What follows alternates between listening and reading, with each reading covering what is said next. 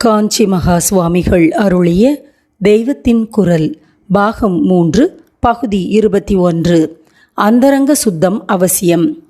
அனைத்து அரண், அதாவது சர்வ தர்மமும் என்னவென்றால் அவரவரும் மனத்துக்கண் மாசிலன் ஆதல், அதாவது தங்கள் மனசை தாங்களே துளிக்கூட அழுக்கில்லாமல் நிர்மலமாக சுத்தம் செய்து கொள்வதுதான் என்கிறார் திருவள்ளுவர்.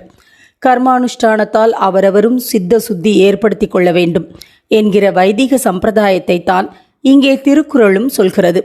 முதலில் இவன் தன்னைத்தானே சுத்தம் பண்ணி கொள்ள வேண்டும்.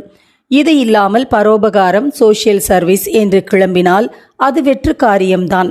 தான் அடங்கி இருக்க வேண்டும்.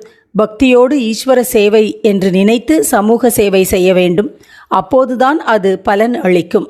அந்தரங்க சுத்தம் இல்லாமல் செய்கிற காரியங்கள் வெறும் படாடோபமாகவும் ஷோவாகவுமே முடிந்து போகும்.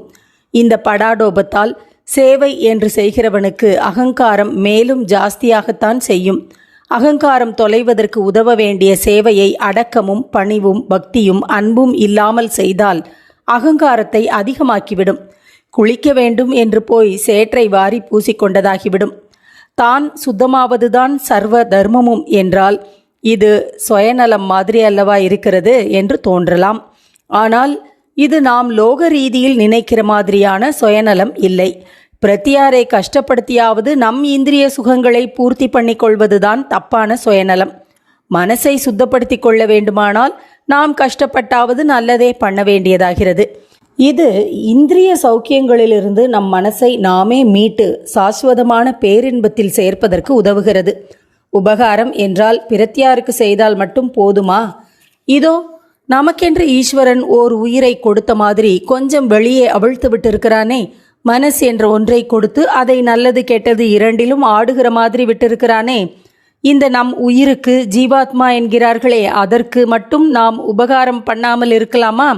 மனசை நல்லதிலேயே செலுத்தி பகவான் தந்திருக்கிற வாக்கு, சரீரம் எல்லாவற்றையும் நல்ல பேச்சு, நல்ல காரியங்கள் இவற்றிலேயே பிரயோஜனப்படுத்தி இந்த உயிரை பேரின்ப நெறியில் சேர்க்க நாம் கடமைப்பட்டிருக்கவில்லையா? சின்னதான சுயநலத்தை விட்டு இந்த பெரிய சுயநலத்துக்கு எல்லோரும் பாடுபடத்தான் வேண்டும். இப்படி செய்வதற்கு பரநல பணிகளே ரொம்பவும் சகாயம் செய்கிறது. இதிலே ஒரு வேடிக்கை, இவன் மனசு சுத்தமாக இருந்தால்தான் பரோபகாரம் நிஜமாக நடக்கிறது, பலன் தருகிறது. பரோபகாரத்தால் தான் இவன் மனசே சுத்தமாக தொடங்குகிறது என்றால் முரண் மாதிரி தானே இருக்கிறது. ஆனால் முரண்பாடு இல்லை. முதலில் இவனுக்கு மனசு சுத்தமாக இருக்க வேண்டும் என்ற தாபம் இருந்தாலே போதும். மனசு லேசில் கட்டுப்பட்டு வரத்தான் வராது. இந்திரிய சௌக்கியத்தையே நினைத்து அது திரும்ப திரும்ப ஓடிக்கொண்டுதான் இருக்கும். அப்போது ஐயோ இது திருந்த வேண்டுமே என்று உண்மையான கவலை இருந்தால் இந்த விசாரத்துக்கே ஒரு நல்ல சக்தி உண்டு.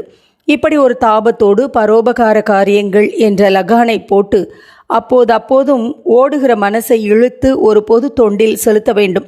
ஒன்றுக்கொன்று போஷித்து இட்டு நிரப்புவது காம்ப்ளிமெண்ட்ரி என்கிறார்களே, அப்படி பரோபகார பணி மனசை கொஞ்சம் கொஞ்சமாக சுத்தம் பண்ண அந்த சித்த சுத்தியால் நாம் செய்கிற தொண்டும் கொஞ்சம் கொஞ்சமாக சுத்தமாகி கொண்டு சக்தியோடு பலன் தர ஆரம்பிக்கிறது. இப்படி பரோபகாரமும் ஆத்ம அபிவிருத்தியும் ஒன்றுக்கொன்று கைகோத்து கொண்டு பரஸ்பரம் பலம் தந்து கொண்டு வளர்கின்றன. என்ன சொன்னாலும் வெளி உலகத்தை நாம் முழுக்க சரி பண்ணுவது நம் கையில் இல்லை. பல பேர் பல தினசான கர்மாவால் கஷ்டப்படும் போது நாம் எத்தனை சேவை செய்தாலும் அவர்கள் கர்மா குறுக்கே நின்று வெளியிலே பலன் இல்லாமலும் போகலாம். ஆனால் பிடிவாதமாக நாம் இந்த காரியத்தை செய்து கொண்டே வந்தால் அது நிச்சயமாக நம் கர்மாவை கழுவத்தான் செய்யும். கர்ம வாசனையால் ஏற்பட்ட நம் உள் அழுக்குகளை அலம்பத்தான் செய்யும். இதனால்தான் திருவள்ளுவர், வெளியில் உன் தொண்டு பலன் தந்ததா என்று ப்ரூஃப் தேடாதே, உன் மனசிலே அழுக்கு போச்சா, மனத்துக்கண் மாசிலன் ஆனாயா என்று பார்த்துக்கொள். இந்த உள் ப்ரூஃப், இதை யாரும் உன்னிடமிருந்து ஒழிக்க முடியாது. கிடைத்துவிட்டால் நீ பண்ணின தர்மம் அரண் பலித்துவிட்டது என்று அர்த்தம் என்று சொல்கிற மாதிரி குறளை பண்ணியிருக்கிறார்.